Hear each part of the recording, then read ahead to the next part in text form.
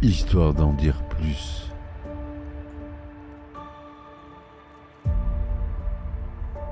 Trois mois, mais 3 mois avec combien de temps de retard?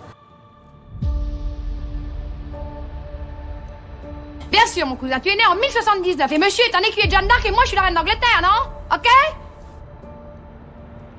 Un son! Silence, Maro, je parlemente. Ce qu'il appelle les bouleros, c'est du dragonal. Bonjour, bienvenue sur Histoire d'en dire plus cinéma, votre podcast Review Ciné. Aujourd'hui, on parle d'un film en lien avec mon dernier épisode, puisque le scénario est de lui, Monsieur Tarantino, mais pas lui à la réalisation, c'est Une nuit en enfer. Allez, c'est parti, mon kiki, on y va. Alors, Une nuit en enfer, bienvenue. Bienvenue dans cet univers sanglant et déjanté qui a su influencer le cinéma de genre jusqu'à aujourd'hui et qui a marqué les années 90. Le titre original, From Dusk Till Dawn pour les puristes, c'est une œuvre hybride qui a su marier avec brio le film de braquage et le film de vampire dans une explosion de violence jubilatoire et de dialogue percutant signé Quentin Tarantino. Alors on s'installe confortablement, on prend un petit verre de whisky si vous êtes majeur, et on se prépare à revisiter ce classique instantané qui a transformé une simple histoire de criminel en cavale en un cauchemar vampirique mémorable. Attention, ce podcast contient des discussions sur des scènes violentes et du contenu pour adultes, à l'image du film dont nous allons parler. Donc, pour comprendre l'impact d'une nuit en enfer, il faut d'abord revenir sur sa jeunesse fascinante. Nous sommes au début des années 90 et Quentin Tarantino vient de bouleverser le paysage cinématographique avec Reservoir Dogs. Je vous invite à écouter mon dernier podcast. Le jeune prodige du cinéma indépendant cherche à capitaliser sur son succès tout en préparant ce qui deviendra Pulp Fiction, son second film. Et c'est dans ce contexte qu'il ressort de ses tiroirs un vieux script qu'il avait écrit des années auparavant, une histoire de vampire qu'il avait imaginée comme un potentiel épisode pour la série Tales from the Crypt. Pardon. Vous savez, les contes de la crypte en version française. Robert Rodriguez, de son côté, le réalisateur, venait de faire sensation avec El Mariachi, avec Antonio Banderas. Film d'action tourné avec un budget dérisoire de $7 000. Les deux cinéastes se rencontrent sur une alchimie créative et immédiate qui s'opère entre eux. Tarantino voit en Rodriguez le réalisateur parfait pour donner vie à son script déjanté, tandis que Rodriguez reconnaît dans l'écriture de Tarantino une opportunité de créer quelque chose de véritablement unique. Le deal est simple mais brillant. Tarantino écrira le scénario et jouera l'un des rôles principaux. Rodriguez réalisera et apportera sa vision visuelle explosive. Cette collaboration entre deux des enfants terribles du cinéma indépendant américain promettait déjà quelque chose d'extraordinaire. Mais personne ne pouvait prévoir à quel point le résultat final allait devenir culte. Le budget du film, bien que modeste par rapport aux standards hollywoodiens, avec ses 19 millions de dollars, représentait une augmentation considérable par rapport aux productions précédentes des deux cinéastes. Cette manne financière leur permettrait de concrétiser une vision sans compromis, de construire des décors élaborés et surtout d'attirer un casting de choix. Et c'est le cas. Un casting qui fait mouche.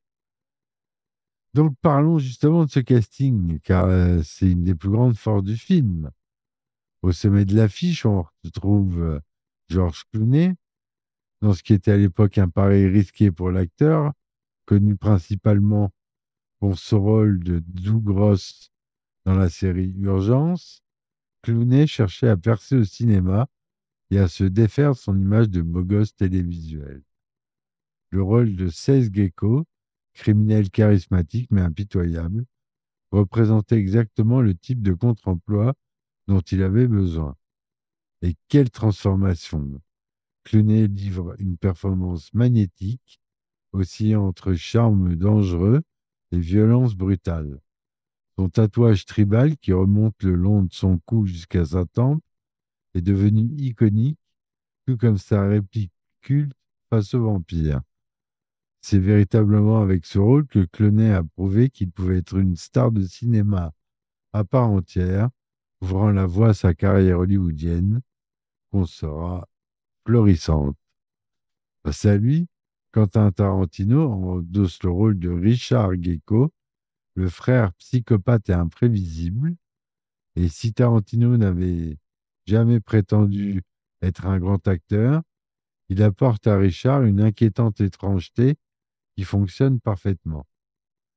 Ces scènes avec Juliette Lewis sont particulièrement dérangeantes, créant un malaise palpable qui contribue à l'atmosphère oppressante de la première partie du film.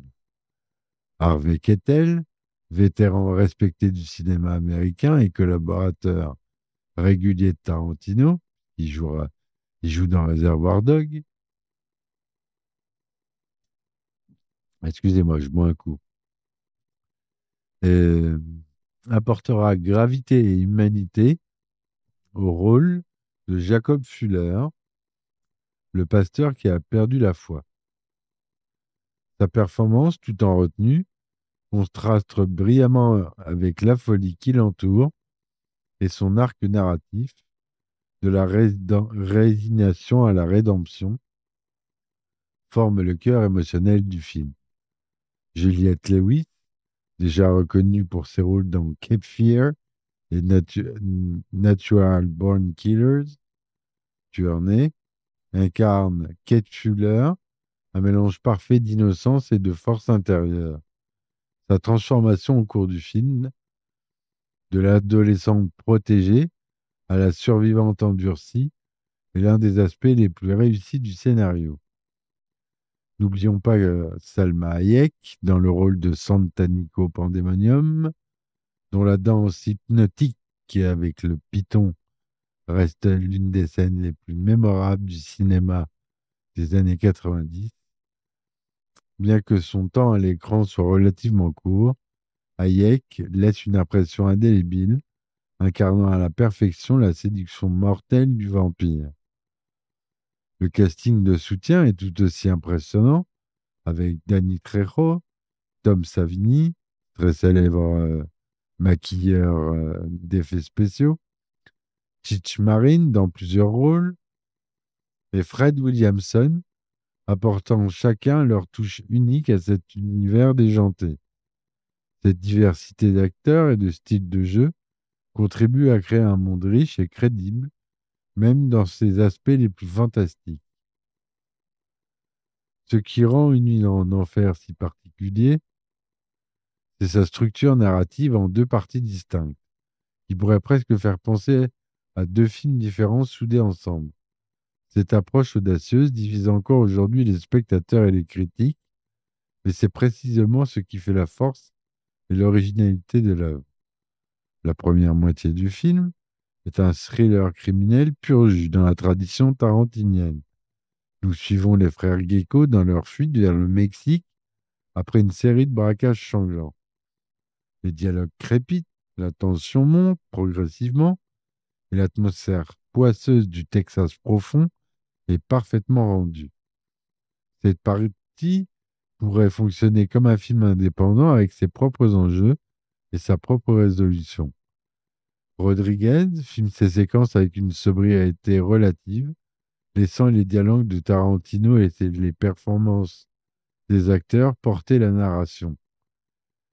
La scène dans la chambre du motel et dans le camping-car sont des masterclass de construction de tension, utilisant l'espace confiné pour créer une atmosphère claustrophobique et menaçante. Puis vient le basculement.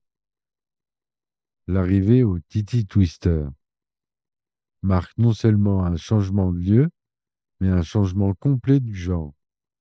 Ce qui était alors jusqu'alors un film de crime devient soudainement un film d'horreur débridé.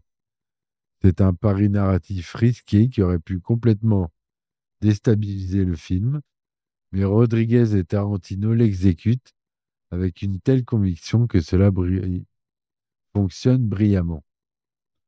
La transformation de Santa Nico Pandemonium et des autres danseurs en vampires monstrueux est le signal d'un déchaînement de violence et de folie qui ne s'arrêtera qu'au lever du soleil. Rodriguez lâche complètement les chevaux, multipliant les effets pratiques gore, les combats frénétiques et les morts créatives. C'est un festival d'hémoglobine et de membres arrachés qui ravira les fans de films d'horreur. Cette structure en 2 temps permet au film d'explorer 2 facettes différentes du mal. Dans la première partie, nous avons le mal humain incarné par les frères Gecko et leur violence criminelle. Dans la seconde, nous basculons entre le mal surnaturel avec les vampires. Cette dualité thématique enrichit considérablement le propos du film. Sous ces dehors de films d'exploitation décomplexés, Une nuit en enfer explore des thèmes étonnamment profonds. La question de la foi et de la rédemption traverse tout le film à travers le personnage de Jacob Fuller, joué par Harvey Keitel, je le répète, ancien pasteur ayant perdu la foi après la mort tragique de sa femme Jacob doit littéralement affronter les forces du mal pour retrouver sa connexion avec le divin. Cette exploration de la foi n'est pas superficielle. Le film pose des questions pertinentes sur la nature du mal, le libre arbitre et la possibilité de la rédemption, même pour les âmes les plus perdues. La scène où Jacob bénit l'eau pour en faire de l'eau bénite est particulièrement significative, montrant que la foi n'est pas dans les rituels, mais dans la conviction intérieure. Le thème de la famille dysfonctionnelle est également central. Les frères Gecko forment une paire toxique où la loyauté fraternelle excuse les pires atrocités. Cesse protège Richard, malgré sa psychopathie évidente, illustrant comment les liens familiaux peuvent à la fois nous sauver et nous damner. En contraste, la famille Fuller, malgré ses blessures et ses doutes, représente une forme plus saine d'amour familial, basée sur le sacrifice et la protection mutuelle. La frontière, à la fois géographique et métaphorique, est un autre thème majeur. Le Mexique représente pour les Gecko la promesse de la liberté, mais devient ironiquement leur tombeau. Le Titi Twister, le bar, situé littéralement sur la frontière, devient un purgatoire où les personnages doivent affronter leurs démons intérieurs autant que les monstres extérieurs.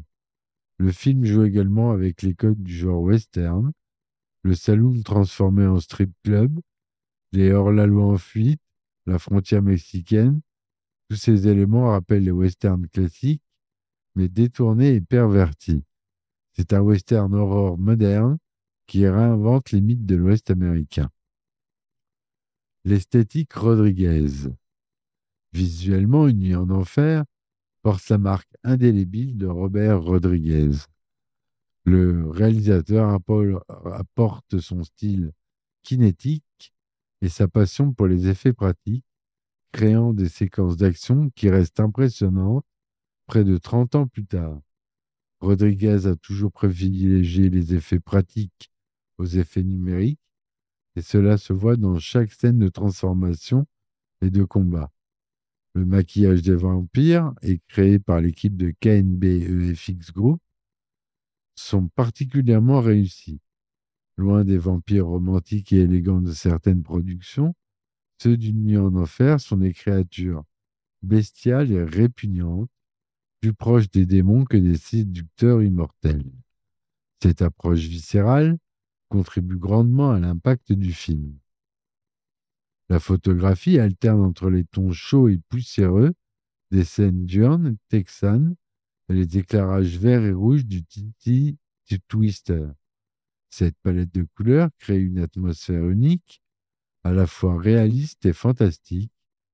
Rodriguez utilise également des angles de caméra dynamiques et des mouvements fluides qui donnent une énergie constante au film. La bande-son mérite également d'être mentionnée. Le mélange de rock, de blues et de musique mexicaine traditionnelle crée une ambiance sonore unique qui renforce l'identité du film. Les morceaux originaux composés pour le film, notamment ceux interprétés par le célèbre groupe, enfin, pas célèbre par ce film, Tito et Tarantula, sont devenus cultes à part entière. Hein. Donc, Uni en enfer a eu un impact considérable sur le cinéma de genre. Il a prouvé qu'il était possible de mélanger les genres de manière radicale tout en conservant une cohérence narrative. De nombreux films ont tenté de reproduire cette formule, mélangeant horreur et action ou opérant des changements brutaux au cours de leur récit. Le film a également lancé plusieurs carrières et consolidé d'autres. Pour George Clooney, ce fut le tremplin vers une carrière cinématographique majeure. Pour Rodriguez, ce fut la confirmation de son talent après El Mariachi et Desperado. J'ai dit une bêtise tout à l'heure. Je ne sais plus s'il joue dans El Mariachi, mais il joue dans Desperado, c'est sûr. Antonio Banderas, à vérifier.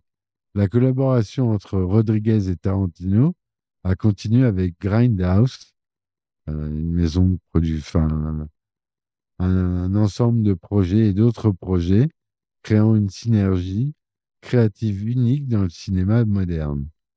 L'influence du film se ressent dans de nombreuses productions ultérieures, des séries comme Supernatural ou Buffy contre les vampires ont repris l'idée du héros ordinaire confronté à des menaces surnaturelles dans des lieux quotidiens.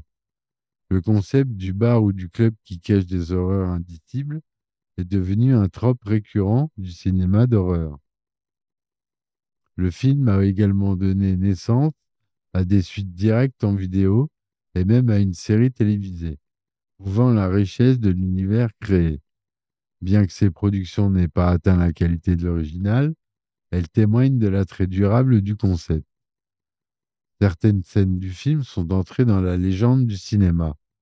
La danse de Salma Hayek avec le python reste l'une des séquences les plus iconiques des années 90, mélange parfait de sensualité et de danger.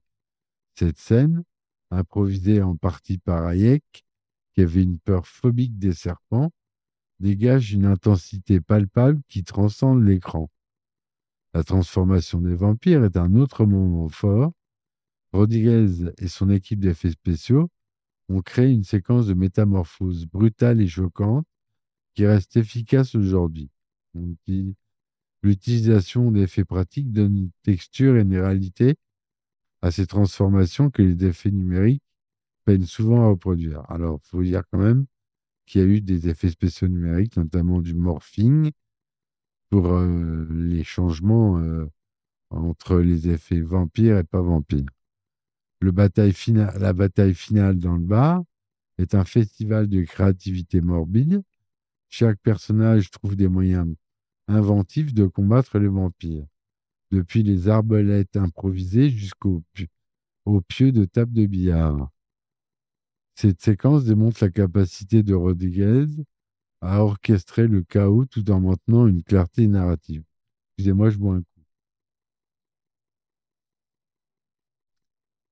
Le dénouement, révélant l'ampleur réelle du Titty Twister, construit sur des ruines aztèques, offre une conclusion vertigineuse qui recontextualise tout le film. Cette révélation finale suggère une mythologie plus vaste et plus ancienne, ouvrant des possibilités narratives infinies. D'un point de vue technique, Uni en enfer est une leçon de cinéma efficace.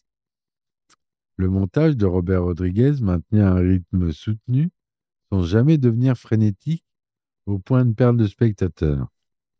Chaque coupe est calculée pour maximiser l'impact émotionnel ou l'effet de surprise. Le design sonore mérite une attention particulière.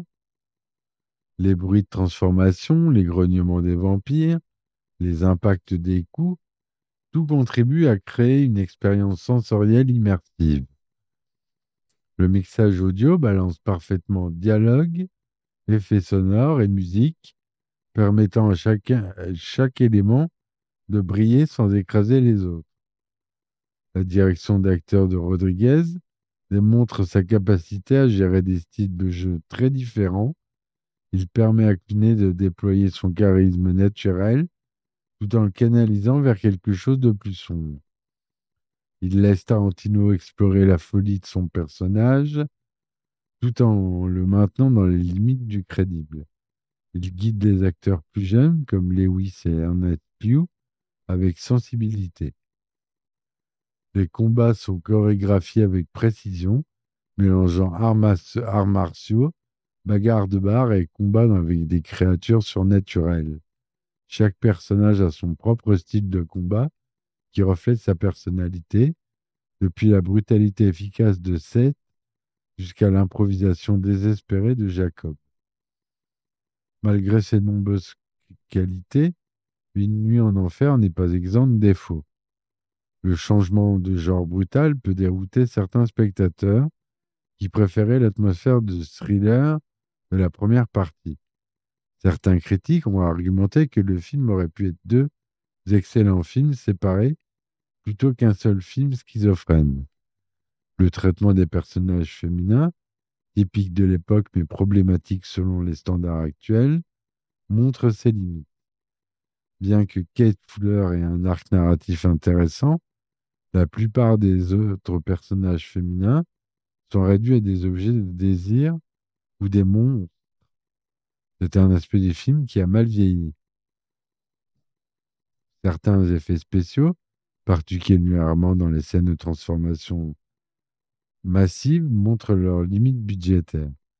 Bien que l'approche pratique soit généralement efficace, quelques moments trahissent la contrainte technique de l'époque. Le rythme de la seconde partie peut sembler répétitif, avec une succession de combats et de morts qui peut lasser. Certains spectateurs auraient préféré plus de développement de la mythologie vampirique plutôt qu'une action non-stop. Aujourd'hui, Une nuit en enfer continue d'influencer le cinéma de genre, les films qui osent mélanger les genres de manière radicale lui doivent beaucoup. Des réalisateurs comme Edgar Wright avec Shaun of the Dead ou Drew Goddard avec La cabane dans les bois ont clairement été influencés par l'approche audacieuse de Rodriguez et Tarantino.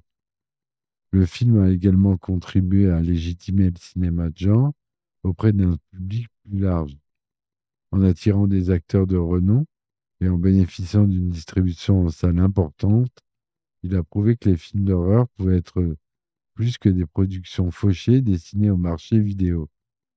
La représentation des vampires a également eu un impact durable en rejetant la vision romantique du vampire pour revenir à quelque chose de plus bestial et terrifiant. Le film a ouvert la voie à des représentations plus variées de ces créatures dans le cinéma moderne.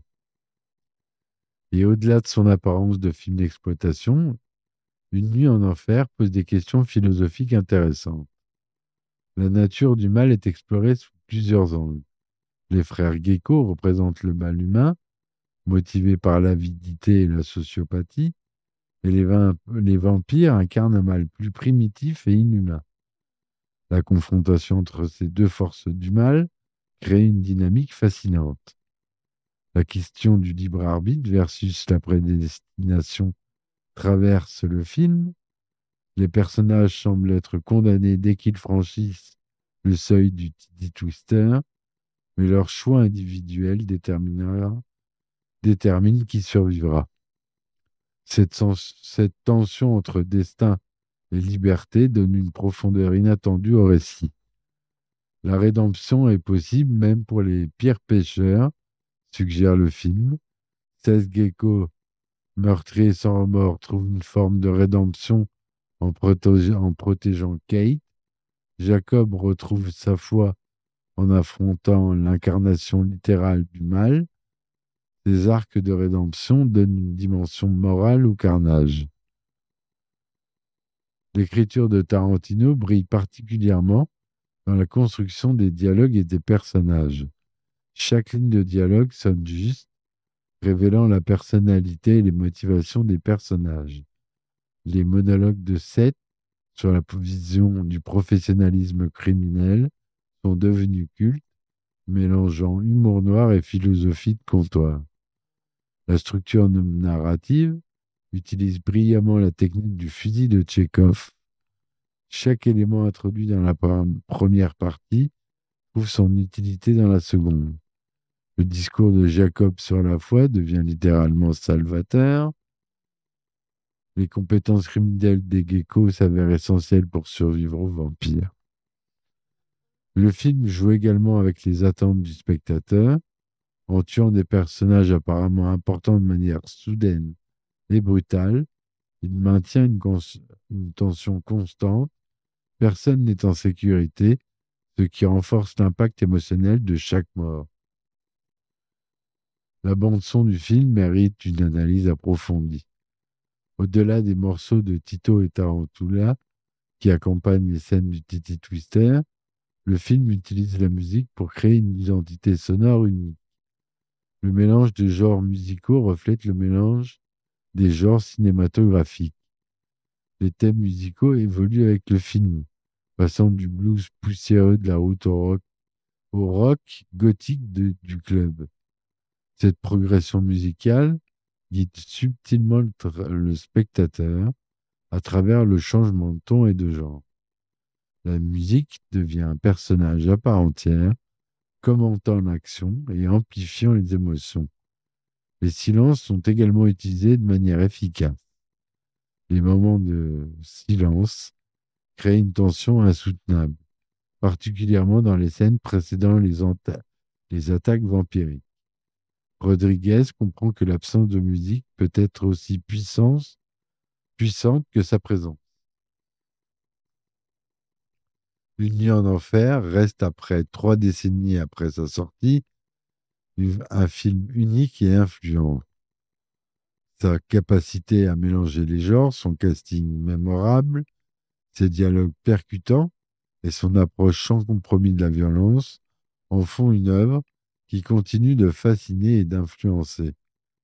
Le film représente un moment particulier dans l'histoire du cinéma américain, quand des cinéastes indépendants pouvaient encore prendre des risques créatifs majeurs avec des budgets raisonnables.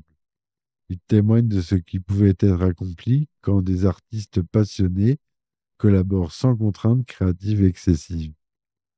On ne voit de moins en moins maintenant, malheureusement.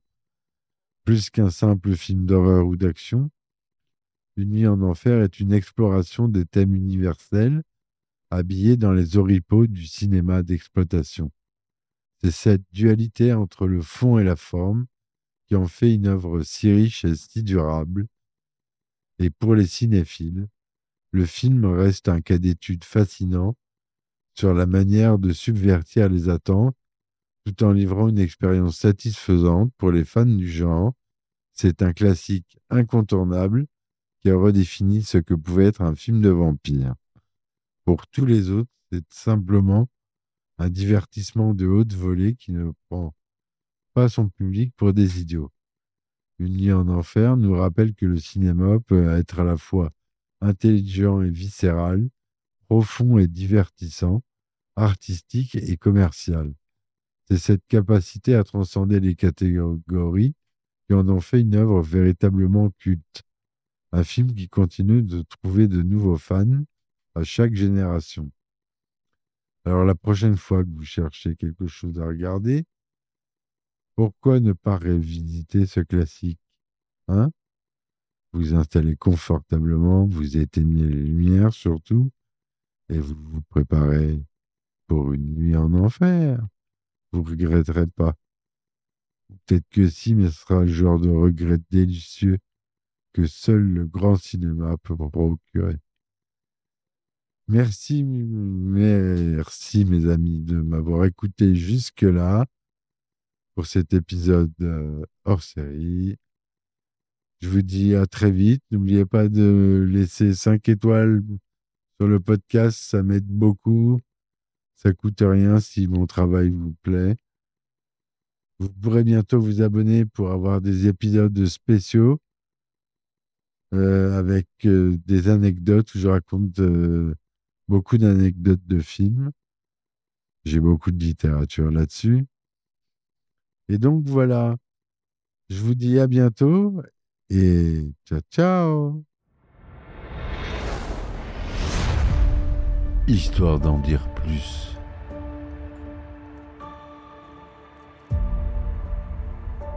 Crois-moi, mais 3 mois avec combien de temps de retard?